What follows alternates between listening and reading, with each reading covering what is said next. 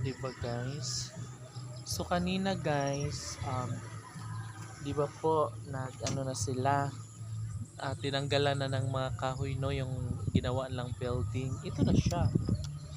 So yun guys, yung mga binaklas nilang mga tabla, mga dos por dos, mga mahabang kahoy guys, galing yan doon sa ginawa nilang pabahay. And of course guys, malapit na siyang bubungan, no? So malapit na siyang bubungan guys kasi may cleared na siya sa taas and tinanggal na yung mga kahoy. So ready na siya for bubong na naman siya, no? Sobrang napaka nice naman.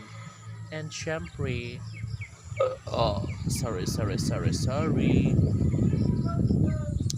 And syempre guys, yeah, dapat talaga na matapos na yan siya agad-agad para magiging happy naman yung mga kapitbahay kung wala pang balay, no?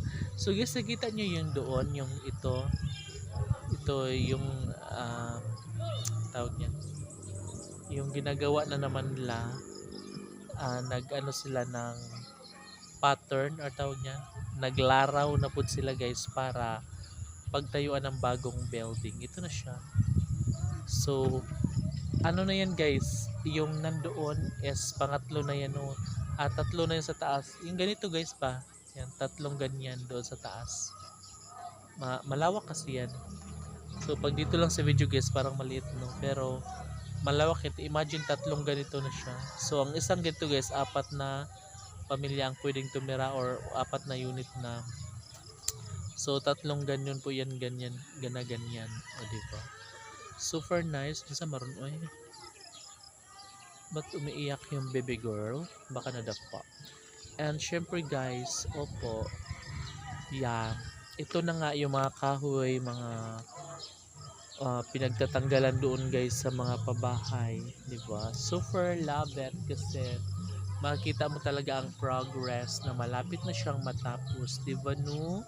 And syempre, sobrang natutuwa ako sa mga puno ng mga niyog kasi nga nakainom na sila ng water. Hindi lang niyog guys, kundi lahat ng mga kahoy sa kabukiran ay nakainom na sila ng maraming water, no? So hindi na sila nauhaw.